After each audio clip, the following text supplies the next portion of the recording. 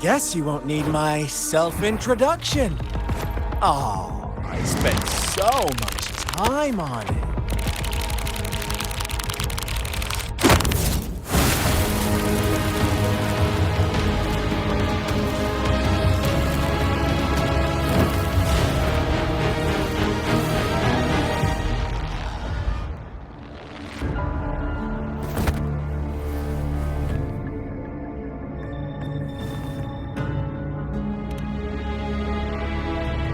If you need to hear it from me, then yes, I am Scar, cruel and twisted maniac.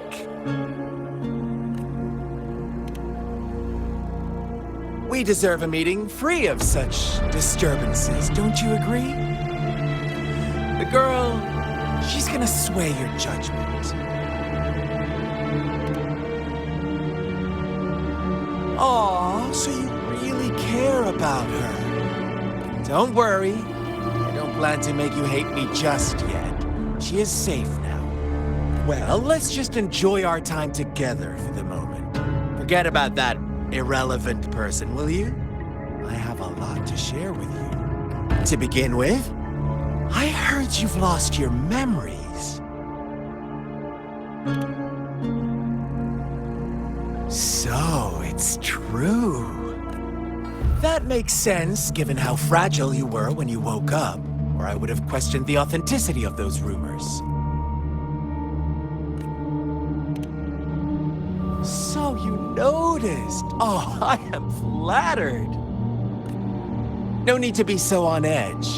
By now, you should have realized I'm just one of the onlookers. But out of all the onlookers, I'm the only one who came forward to meet you with absolute honesty. Before you knew anything about this world, you were already the center of conflict. You are the unknown variable we've been waiting for. Forces have been fighting for possession over you. From the moment you opened your eyes, everyone you've met, including that girl you care so much about, they all knew how valuable you are. The world is a cruel place. You are a living, breathing person, but you're just a pawn to many. That's why I'm here, because I see you as a dear friend, and I want to tell you the truth. I am so sorry for everything you're about to face. But truth hurts sometimes.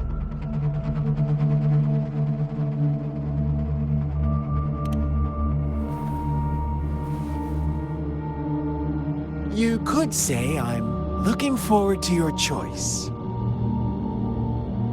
My goal is simple. I just want to deepen our mutual understanding, nothing more. Come on. Observe the surroundings a little more and tell me what you see. As you learn more about this world, your true desires will surface, and our little game will become even more entertaining. And before that, I don't want anyone to disturb my precious alone time with you. That's all. Why do you have to assume we are the culprits? Maybe you should be asking me what actually happened here.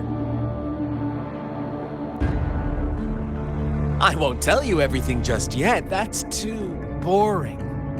As I said, why don't you take a look around and see for yourself? So go ahead. What do you see?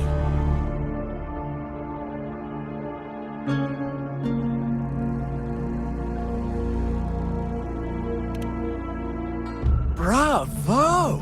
Didn't think you'd catch on to that. Now, what is the conclusion you've drawn?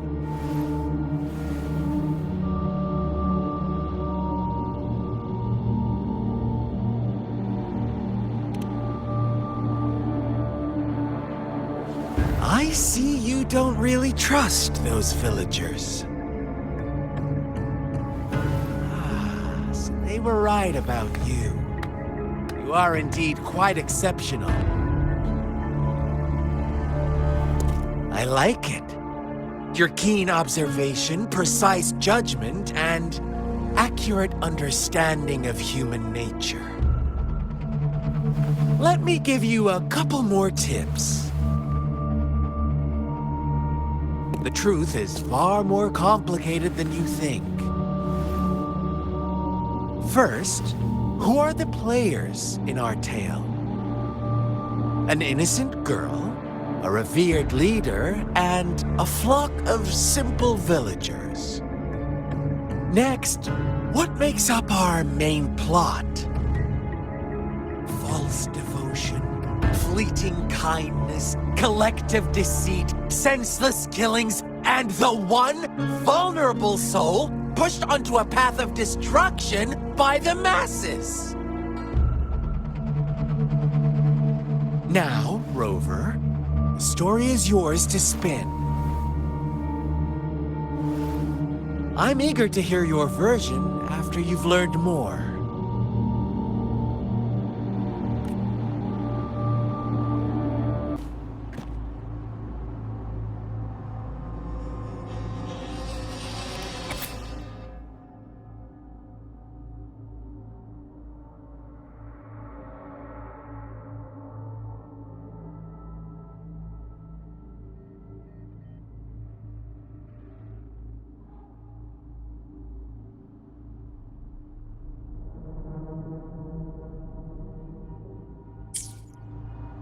Our story begins here. Once upon a time, in a peaceful village, lived a flock of carefree lambs. In the day, they toiled for food. And when evening fell, they sought refuge from the looming threat of wolf fables. Stories told and retold through the ages. The ancient art of conveying hidden truths through fiction. But they always draw from real life, don't they? The same story gets told by many, and each person brings their own spin, their own... Whatever you learn from it is just one of countless different interpretations. Like us now, caught in a carefully crafted plotline, a scheme I had no hand in. This village marks the beginning of my story with Jinzhou. So that magistrate led you here to meet me. Such a clever move on her part.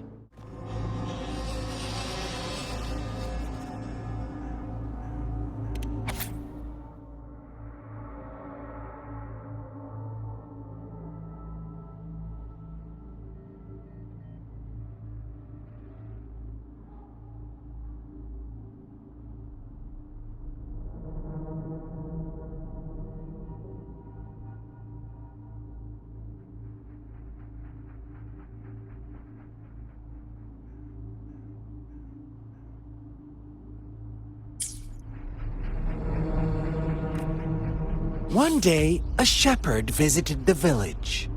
The shepherd brought them promises of abundance and protection. The lambs, drawn in by his words, soon lived in comfort and security. Nope, quite the opposite. The shepherd's arrival is only the beginning. With a wave of his hand, the shepherd could grant their every wish. His flock obeyed, bowing their heads, pleading for better food and shelter. They no longer had to struggle for survival, as their once meager lives were replaced with endless luxury. The flock worshipped their shepherd-turned-god, praising him and holding him in the highest regard. What's wrong? Does my story make you uncomfortable? Imagine you were one of those lambs, facing irresistible temptation and pressure from your peers. Wouldn't you bow down and beg for food from... Oh, so we agree already. You are right, but the world we live in falls short of our ideals. The shepherd still reigns, and the lambs have grown complacent. It's up to the two of us to make that ideal world a reality. The lambs reveled in endless bonfire parties, celebrating their new god every night, except the one little black lamb. As each night passed, it was the only one to notice how its flock was dwindling away. Rover, do you think someone would give you what you want without taking anything from you?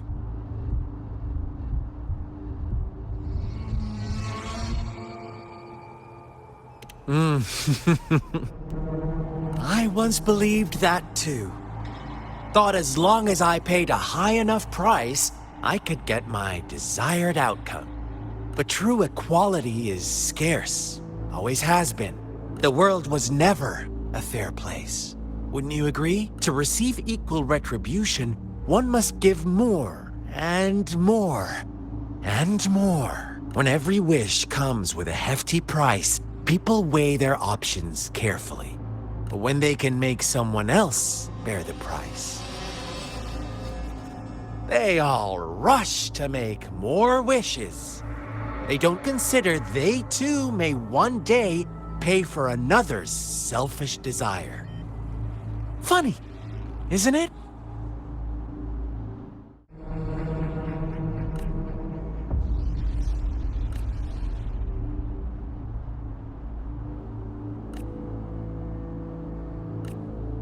Later, the shepherd openly blamed the black lamb for the flock's decline. On the next day, the white lambs welcomed the rising sun as usual, but the black lamb was nowhere to be found. The shepherd introduced an unspoken rule to this village, one that our black lamb violated by telling the truth. Suddenly, the once doting god stopped fulfilling wishes because no more sacrifices were being made. After witnessing the black lamb's actions and hearing from their almighty shepherd, what do you suppose the white lambs did? Those oblivious lambs. Little did they know the most fearsome demon was right under their noses.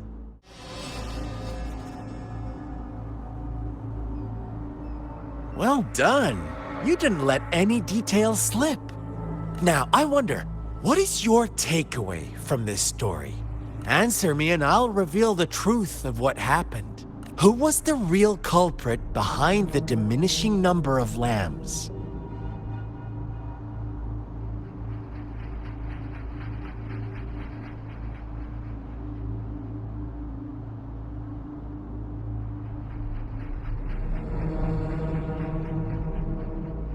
Brilliant answer.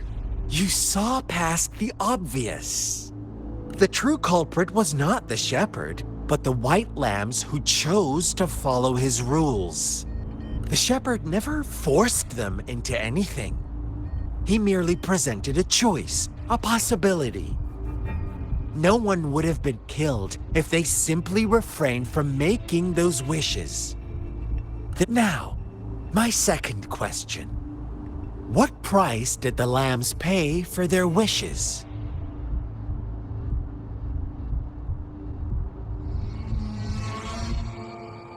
Of course, as always, life was the most valuable thing they had to offer.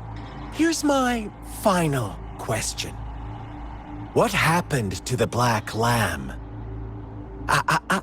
Don't rush, Rover. Take your time. What is the truth you've uncovered?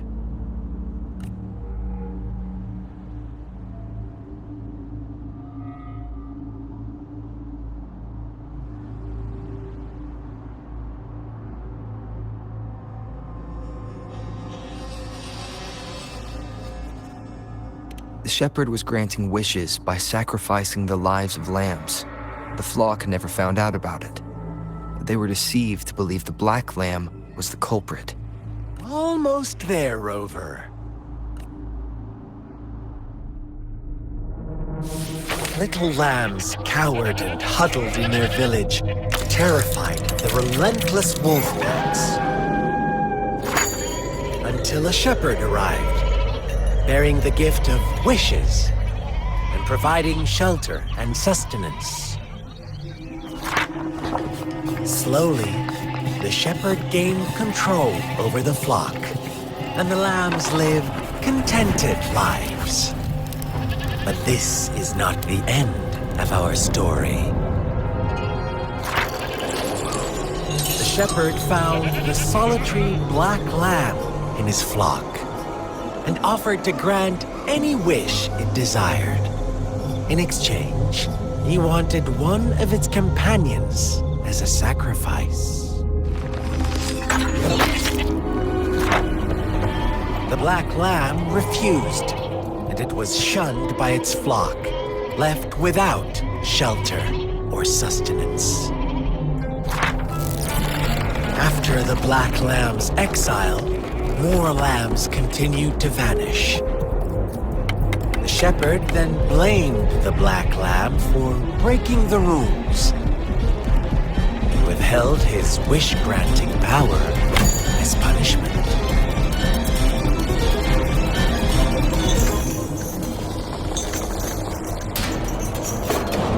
From the very beginning, the lambs knew the risk of making wishes. They too could become sacrifices for those of others. But they always believed it wouldn't be them. Meanwhile, some lambs reasoned that since they had already risked being sacrificed for someone else's wish, it was then only fair to pass on that risk for a chance at fulfilling their own desires. So they continued to play the game. They all knew the consequences, but chose to remain silent. Fearful, yet greedy, they followed the shepherd's orders and made wishes again and again, until one day, a brave black lamb spoke up, shattering the flock's facade, their illusion of a peaceful and happy life.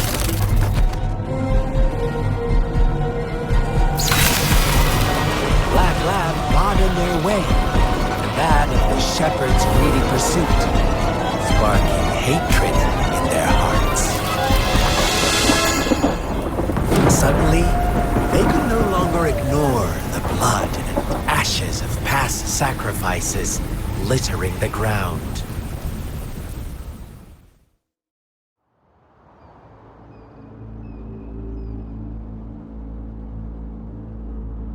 How do you like my story, Rover? What really happened here? I suppose you already have it figured out? The black lamb who rebelled against the rules, the white lambs who succumbed to their greed, the innocent maiden sacrificed, and the villagers who turned on each other in a ruthless frenzy. They had it coming. All the shepherd had to do was execute the rebel. That's how he kept the flock in check and maintained the status quo. Fun answer, but no, not even close. I was never the shepherd, never will be. You and I, we are the black lamb, the one who breaks the rules. Interesting, Rover. I'm liking you more and more. Well then, let's see if this black lamb is going to end up like you say.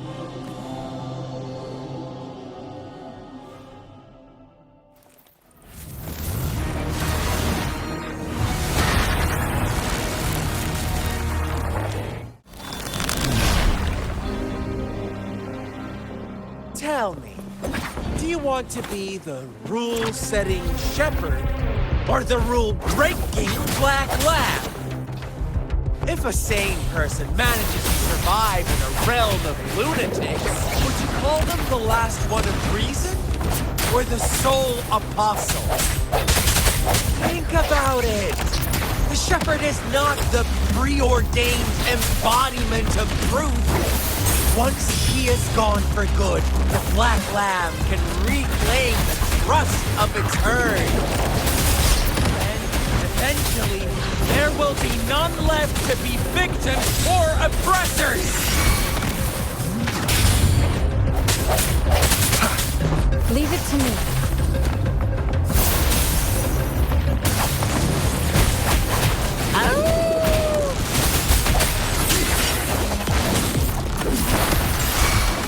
Appear, but don't worry, I've got this. Ha! Leave it to me. Rover! Such a pesky. Rover? Rover!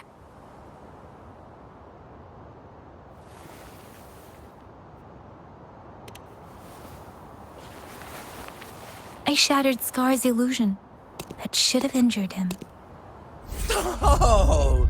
Should I thank you for showing me mercy? Stay away from him!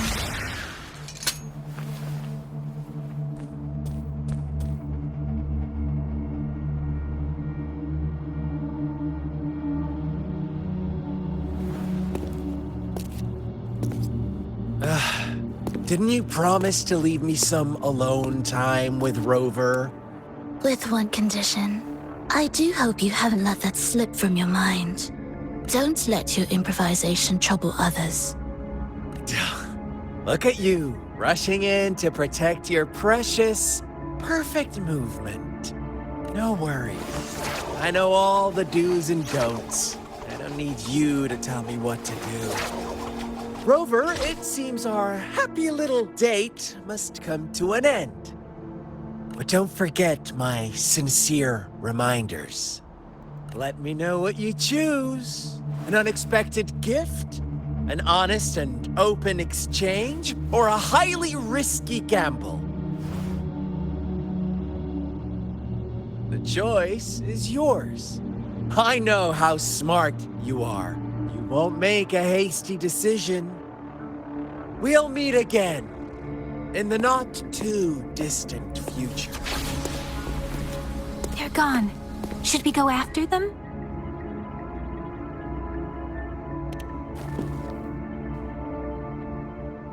Scar's resonance abilities appear to involve teleportation and the manipulation of space. He trapped me in confinement, and I could only sense that it wasn't far from here. It took me some time to break that barrier. Sorry, Rover. If only I could have reached you sooner. Huh? Why are you here, little one? I've never seen any tacit discord display such vivid emotions. The brother had mentioned. Could it be... Yes, that is a possibility. Since Scar had been here before. Let's talk about it later. Rover, can you fill me in on what happened? It seems all the tragedies in Tea Tree Village were linked to that ritual. Making up stories based on real life to support his twisted beliefs? That does sound like something he might do. We cannot take his words for granted. Now, we must locate where the ritual took place and see for ourselves.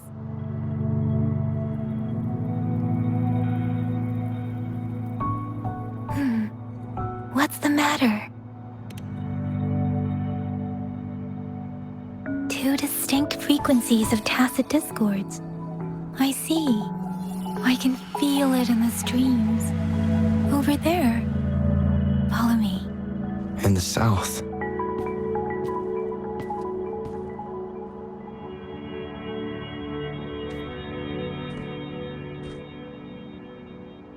They are unharmed, please rest assured. As you anticipated, Scar did not try to kill them.